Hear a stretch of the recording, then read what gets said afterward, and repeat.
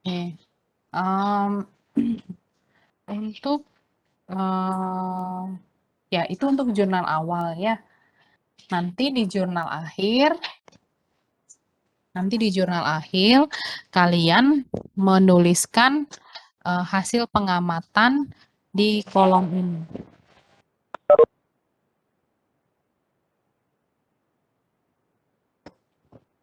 Ya, di kolom ini, kalian tulis, pemberian, rasa, bau, warnanya, kemudian digambarkan. Nanti gambarnya berdasarkan video.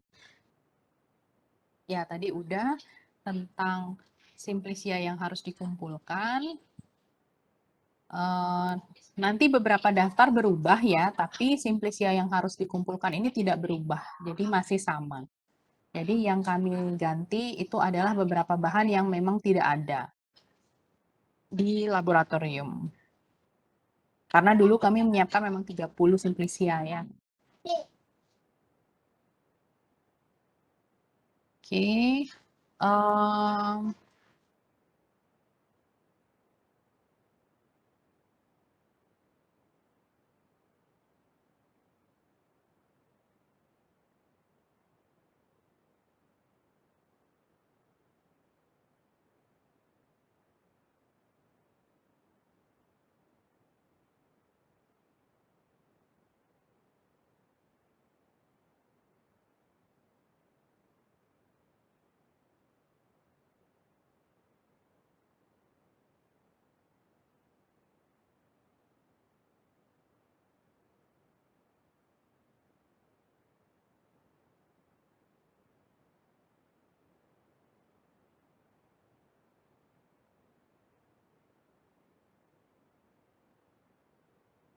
Oke, jadi untuk kegiatan makros dan mikros sesuai dengan yang saya informasikan tadi ya.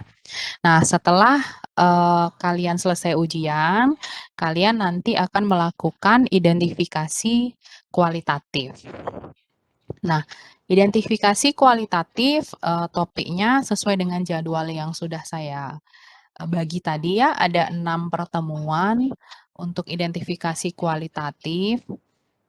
Nah, yang kalian lakukan tugasnya adalah melakukan studi literatur untuk pengamatan kualitatif keberadaan metabolit di dalam suatu Simplicia. Jadi, di sini kalau review artikel ini saya memang tidak menyampaikan ke mana? Ke golongan yang Selasa ya. Ini tidak saya sampaikan. Karena kemarin settingan kami adalah kami akan menyiapkan video untuk pengamatan identifikasi kualitatif ya.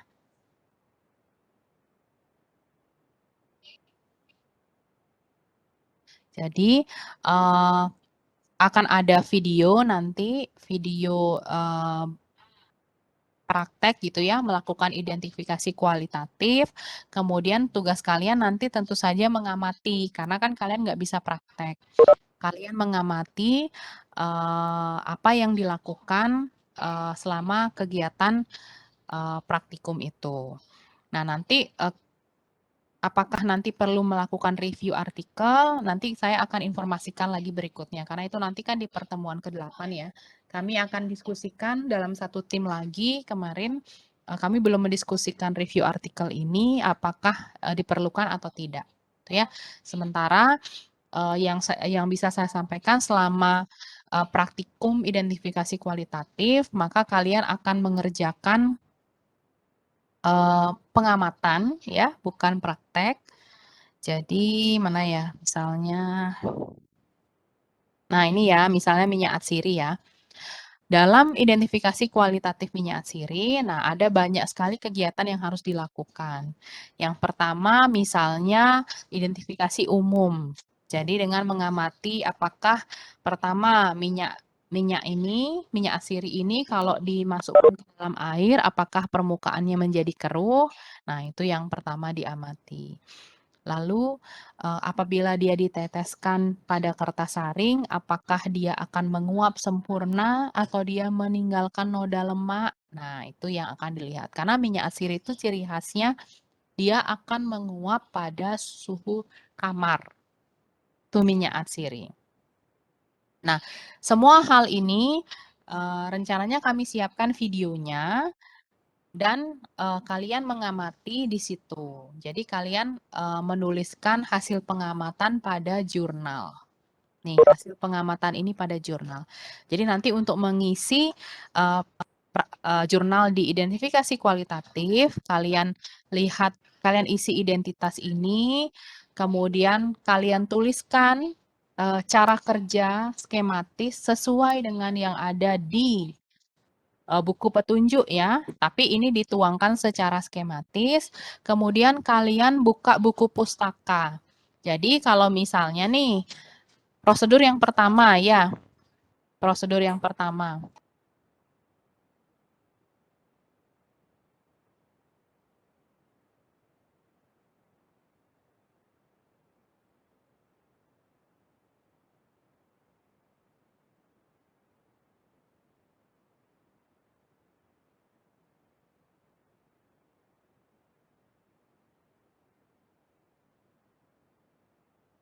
Nah, saya ulang ya.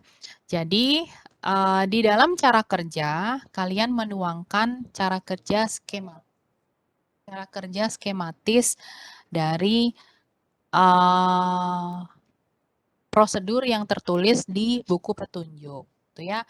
Kemudian hasil berdasarkan pustaka itu apa? Misalnya yang pertama tadi, kalau 1 tetes minyak ini dimasuk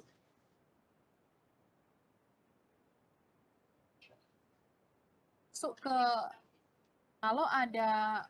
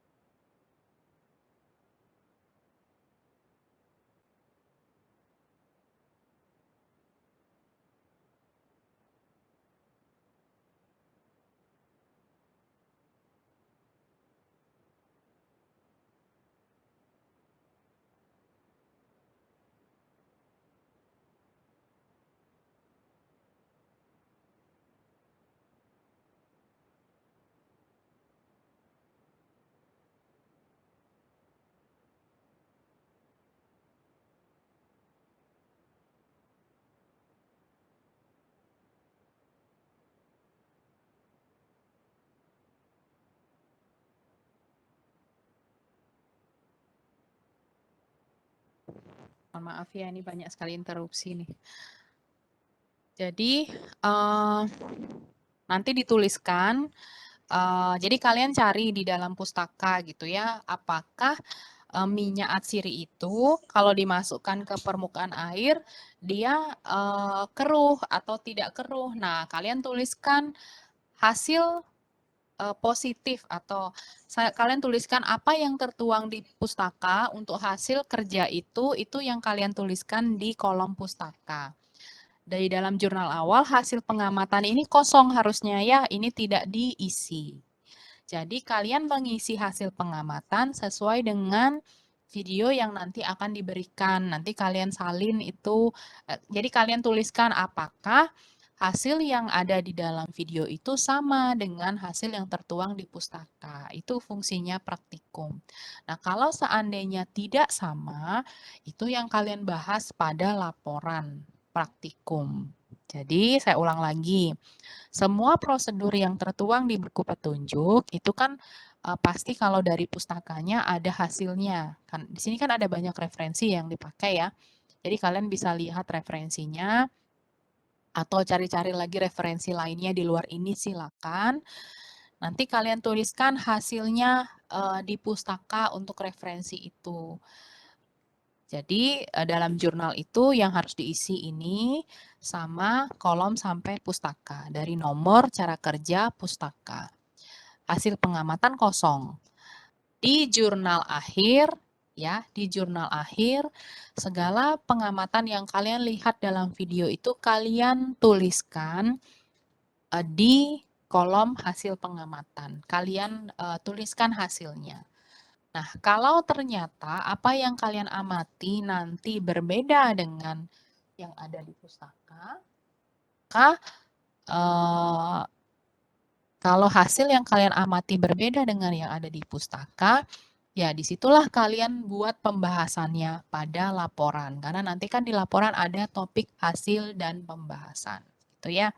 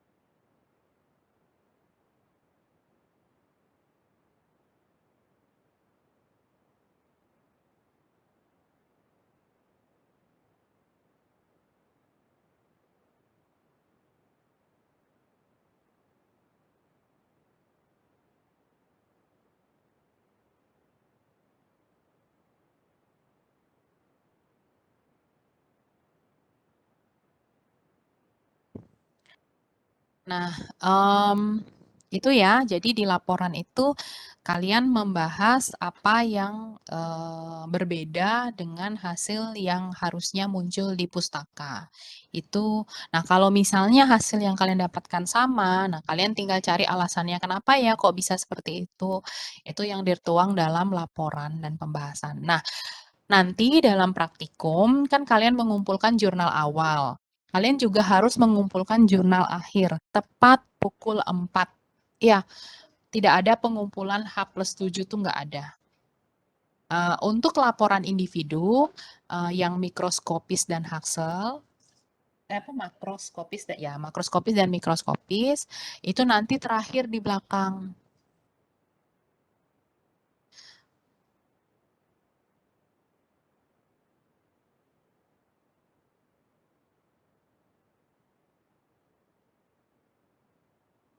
Ya, jadi untuk jurnal awal dikumpulkan 15 menit sebelum praktikum.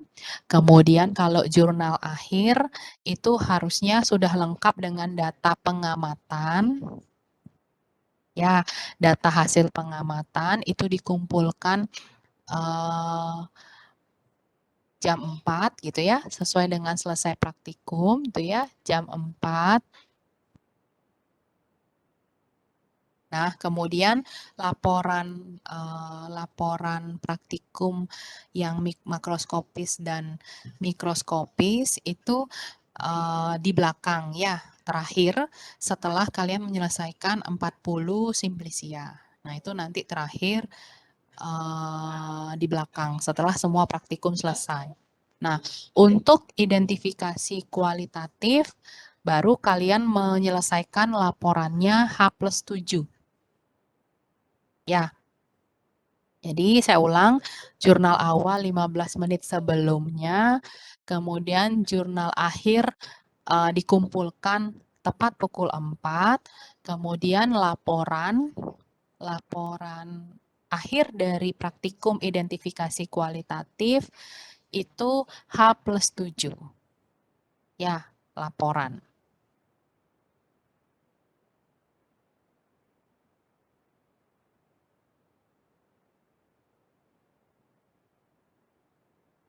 Ya,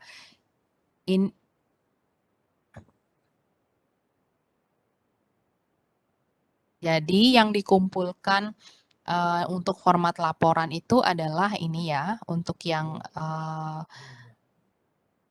untuk yang uh, untuk yang apa? identifikasi kualitatif dan mikroskopis. Jadi kalian pakai format laporannya seperti ini ya. Di sini sudah ada di belakang buku petunjuk. Ya, jadi sementara itu kegiatan yang akan kalian lakukan. Mudah-mudahan jelas. Mungkin ada yang ingin bertanya dulu sebelum saya menyampaikan yang lain. Silakan, saya beri kesempatan untuk bertanya. Masih ada waktu 1 jam.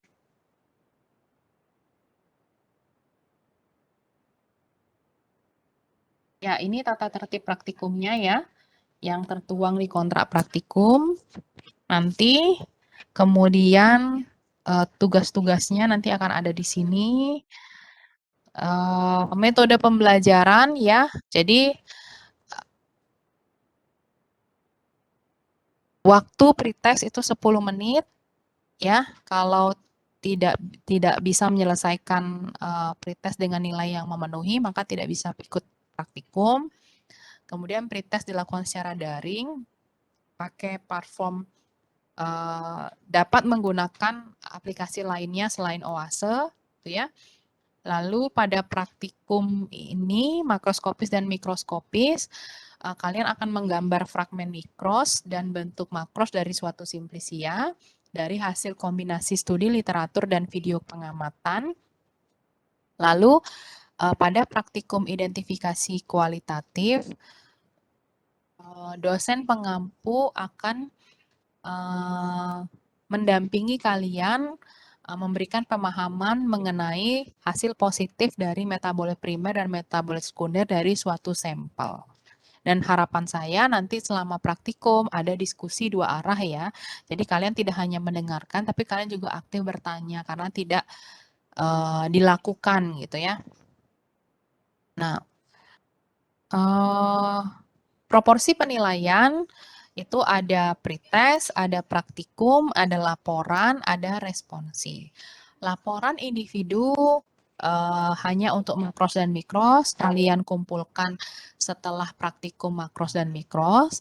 Lalu laporan identifikasi kualitatif itu dikumpulkan H+7. Ya, H+7 setelah praktikum. Jadi itu nggak dicicil di belakang. Ya, kalian kumpulkan H+7 untuk praktikum identifikasi kualitatif. Karena itu laporan kelompok, jadi silakan kalian bagi tugas nanti sesuai dengan format laporan yang harus dilakukan. Ya, ada pertanyaan?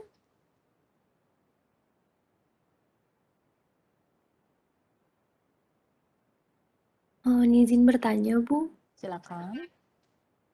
Baik, Bu, saya izin bertanya. Maaf tadi agak putus-putus.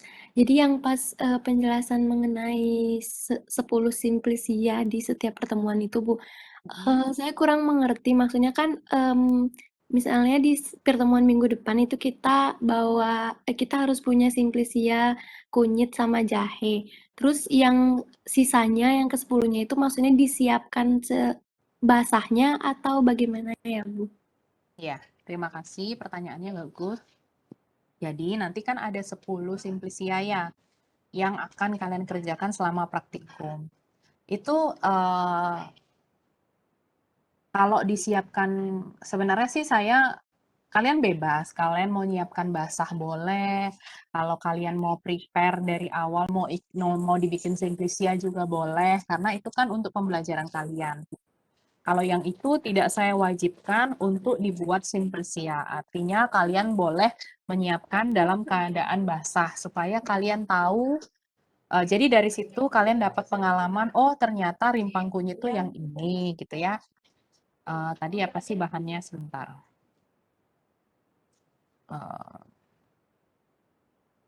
Ya ini ya, misalnya kan di situ ada rimpang temulawak, ada rimpang bangle, ada rimpang kencur. Nah, jadi kalian bisa tahu bentuk bahan segarnya. Oh, ini namanya kencur. Jadi fungsinya di sini praktikum kalian kenal, oh yang ini namanya kencur, yang ini namanya ini. Nah, kalau kalian mau buatkan dia simplisia juga boleh. Tapi yang kami nilai, yang saya minta benar-benar untuk disiapkan menjadi simplisia itu si kunyit dan jahenya saja. Gitu deh. Nah, kalau yang rimpang, saya yakin untuk mendapatkan bahannya agak mudah. Saya justru khawatir kalian yang di bagian kulit batang ini. Tapi nggak masalah, yang mana aja yang kalian dapatkan, itu yang kalian lapor ke kami. Kulit pule ini sebenarnya kalau di Bali banyak ya. Kalian mungkin kenal babakan pule. Nah, itu dipakai sebagai obat kalau di Bali. Ada sih banyak. Ya, walaupun mungkin di beberapa tempat kayak di desa saya itu ada pohon babakan pule. Itu tapi karena memang dipercaya bisa sebagai obat, kalau mau minta itu nggak bisa sembarangan, nggak bisa asal ngambil. Jadi harus minta izin. Karena kalau tahu sendirilah kalau di Bali semua pohon itu kan kita anggap ini ya, kita sangat hormati gitu ya. Kita sangat hormati. Jadi minta izinnya ada izinnya kalau mau ngambil babakan pule kalau di desa saya nggak tahu di tempat lain apakah sama. Gitu. Mudah-mudahan jelas. Siapa tadi yang bertanya? Mohon maaf tadi karena nggak kelihatan. Baik Bu, sudah jelas. Mohon izin mengonfirmasi lagi Bu mengenai jurnal dan laporannya tadi. Berarti Mm-mm. kalau berarti kalau yang Simplisia itu kita sebelumnya membuat jurnal awal, terus dikumpulkannya maksimal 15 menit sebelum praktikum. Setelah itu kita praktikumnya nanti nonton videonya, terus kita amati, terus digambar gitu ya Bu. Ya, Kemudian betul.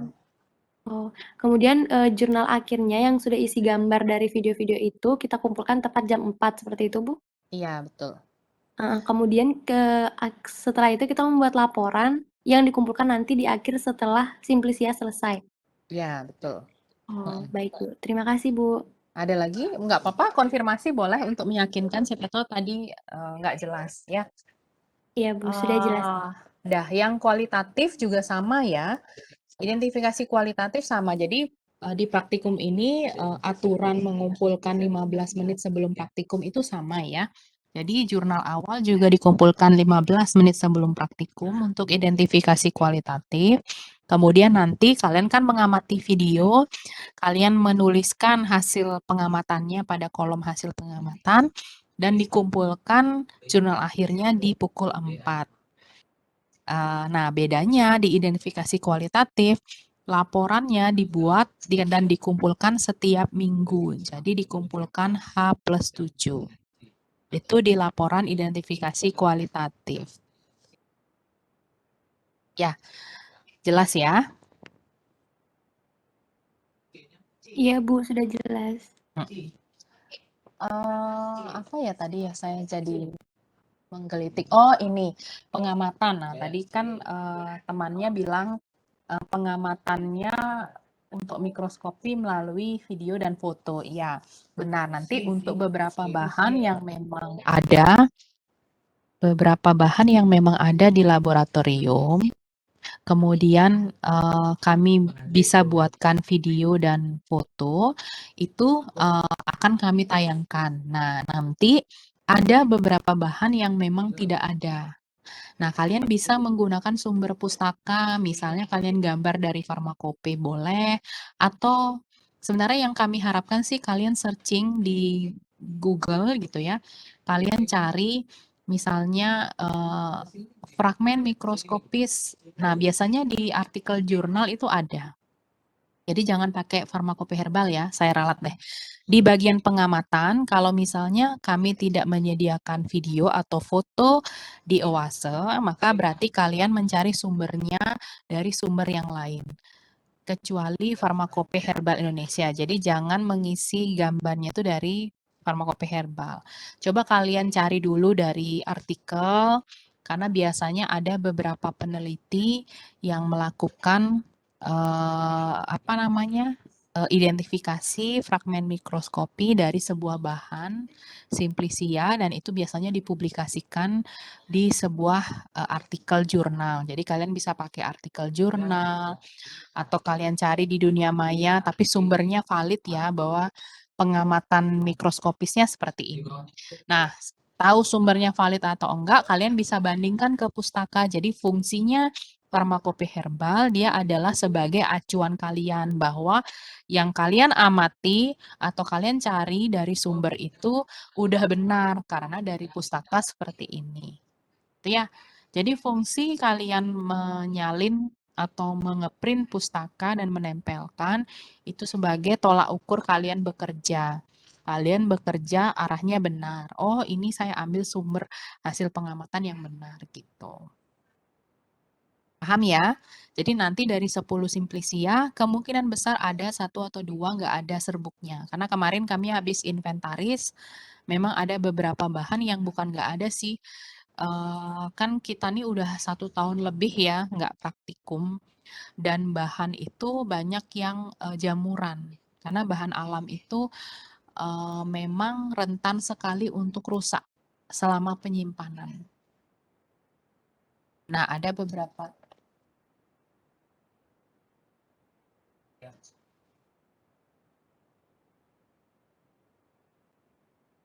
ya, itu ya. Jelas ya? Ada pertanyaan dari apa yang saya sampaikan terakhir?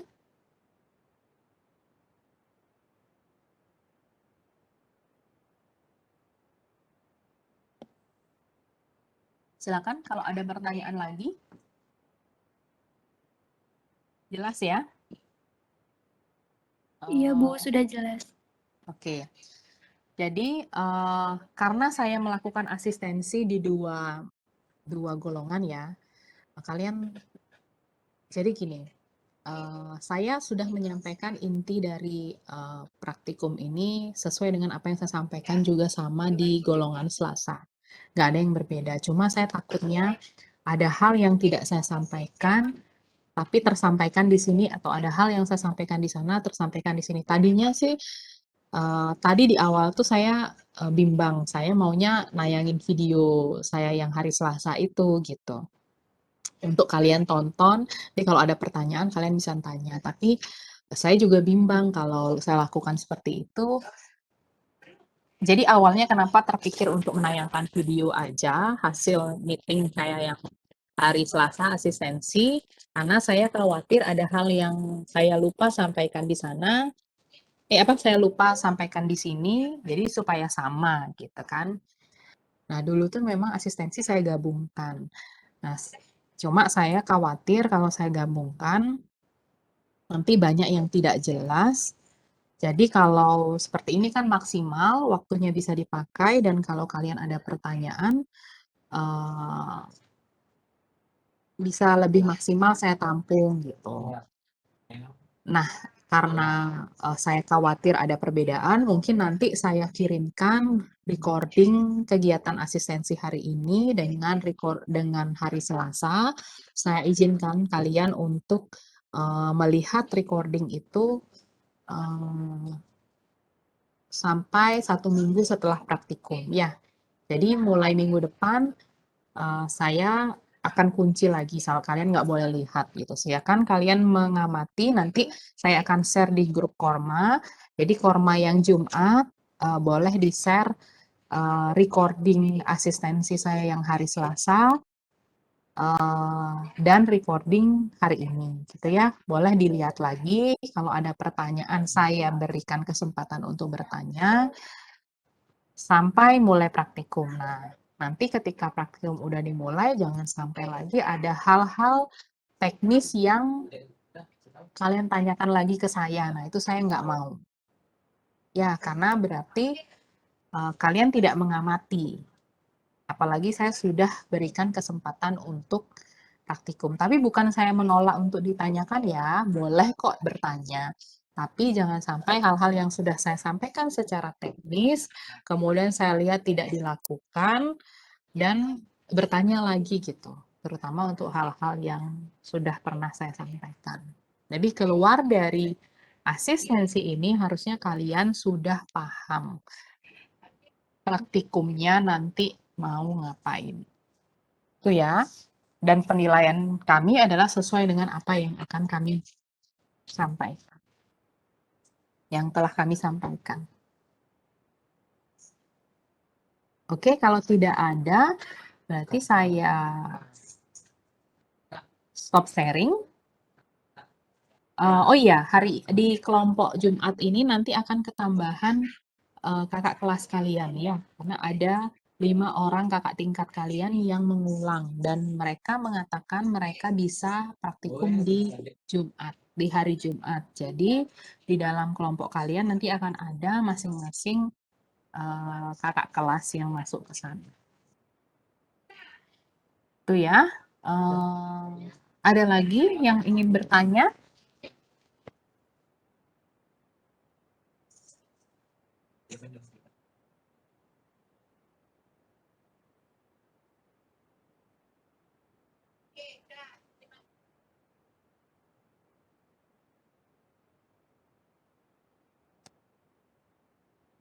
Mungkin sekian, Bu. Belum ada yang ditanyakan lagi. Oke, terima kasih. Kalau memang sudah tidak ada, saya tutup pertemuan hari ini. Terima kasih atas waktunya. Selamat siang semuanya ya.